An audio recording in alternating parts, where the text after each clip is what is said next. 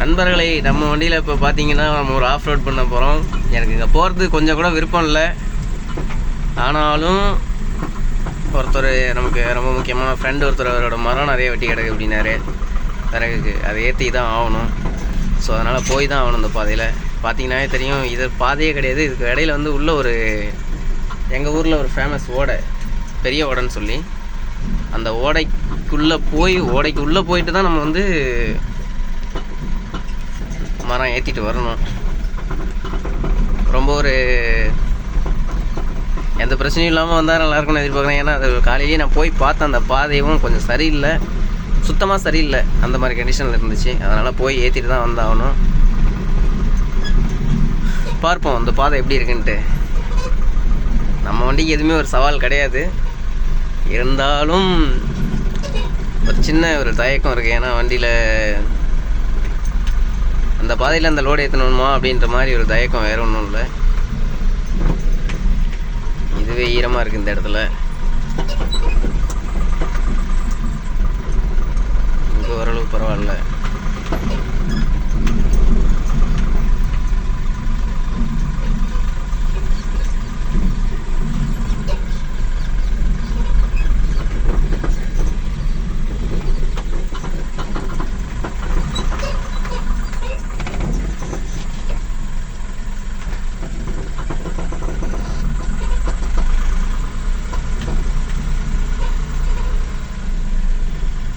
முன்னாடி பார்த்தீங்கன்னா ஆடு மாடு நிறைய வருது.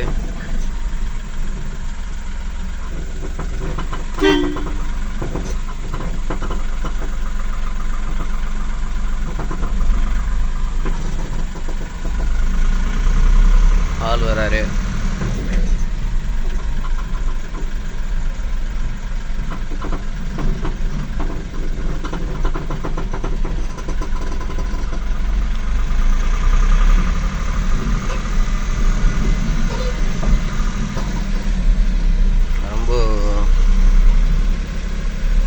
ஜோல்டிங்கான ரோடு தான் இது. பட் இருந்தாலும் ஓட்டி தான் ஆகணும். வரும்போது தான் லோடில் என்ன பண்ணணும்னு தெரியல, சுத்தமாக உட்காந்துருமா அப்படின்ற பயமாக வேறு இருக்குது. நம்ம வந்துட்டோம், ஓடைக்குள்ளே இறங்க போகிறோம். பட் இது ஒரு த்ரில்லான அனுபவமாக இருக்க போகுது எனக்கு. ஏன்னா இதில் ஓட்டுறதுக்கு எனக்கு கொஞ்சம் கூட விருப்பம் கிடையாது.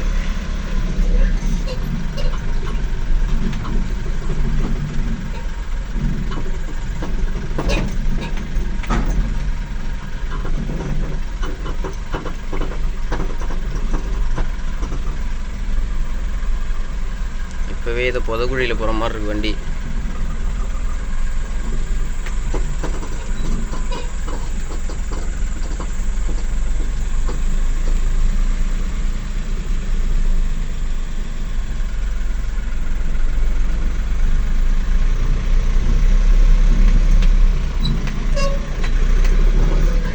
இதுதான் நம்ம சொன்ன ஓடை. பார்த்தீங்கன்னா தெரியும் எவ்வளோ லென்த்தாக போயிட்டுருக்குன்னு. வெயில் எம்டியில் சுற்றி நாவே திரும்ப போயிட வேண்டியதான். ஏன்னா வேறு வழி இல்லை. ஏன்னா நம்ம வண்டியை எப்போவுமே கஷ்டப்படுத்துறது கிடையாது. வண்டியில் போக முடியும் வர முடியும்னா மட்டும்தான் எந்த ஒரு வேலையுமே. ரோடு நல்லா இருந்துச்சுன்னா பிரச்சனை கிடையாது. 6 டன்லாம் அசால்ட்டாக தூக்கிட்டு போயிடுறாங்க நம்ம செல்லக்குட்டி. பட் ஆனால் ரோடு நல்லா இல்லைன்னா தான் பிரச்சனை. இந்த மாதிரி ரோட்டில் தான் நம்ம ஏற்றுறது கொஞ்சம் சிரமமான ஒரு வழி. நம்ம ஏற்றுறது பிரச்சனை கிடையாது, எனக்கு கொஞ்சம் மனசங்கடமாகவே இருக்கும் வண்டி வெளியில் வர வரைக்கும். பார்த்தீங்கன்னா தெரியும், அந்த ட்ராக்கில் நம்ம போக முடியாது. அதுமாதிரி வரும்பொழுது அப்படி வரக்கூடாது. என்ன காரணம் அப்படின்னா அதில் வந்து சுத்தமாக மேடு பள்ளமாகவே இருக்குது.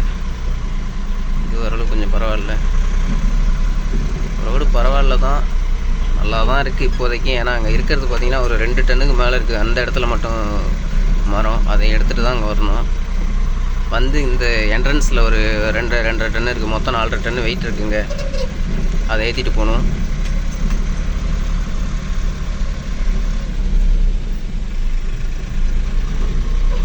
உங்களோட டேஷ்போர்டில் பார்த்தீங்கன்னா அந்த தீயவை பேசாதே, தீயவை பார்க்காதே, தீயவை கேட்காதே பொம்மை இருக்குது.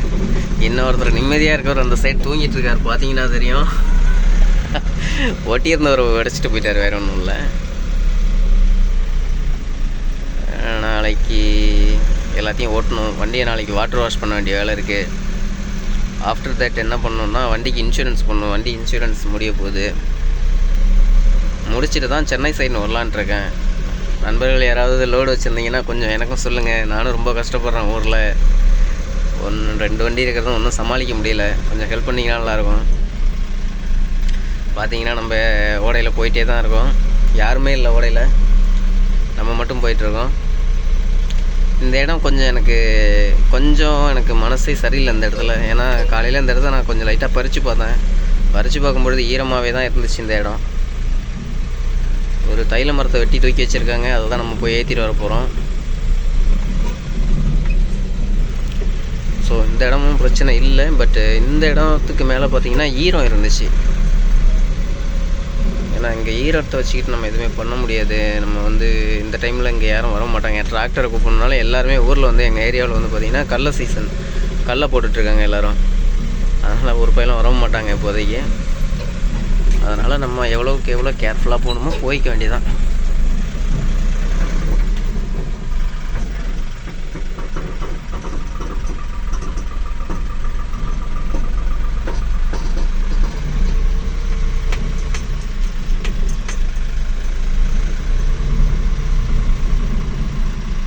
வண்டி எந்த இடத்துல திருப்புறதுன்னு தெரில. நம்ம ஏரியாவுக்கு வந்துட்டோம். நம்ம ஆளுங்க மரம் அறுத்துக்கிட்டு இருக்காங்க.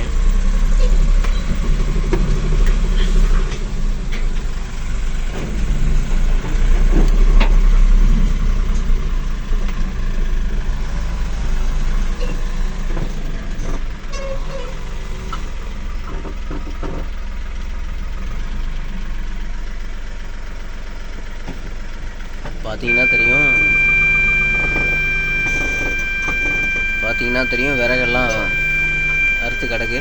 ஆனால் அந்த பக்கம் தான் இருக்குது எல்லா விறகுமே. அங்கேருந்து ஏற்றிட்டு வந்து தான் அவனுங்க கீழே நம்மளுக்கு கொடுக்கணும். கொடுத்த பிறகு தான் ஏற்றணும். சரி, ஓகே ஃப்ரெண்ட்ஸ், நான் விறகு ஏற்றிட்டு உங்களுக்கு டெக்ஸ்ட் பண்ணுறேன், உங்களோட பேசுகிறேன். Bye friends. விறகு ஏற்றிட்டு திரும்ப வீடியோ கண்டினியூ பண்ணுறேன்.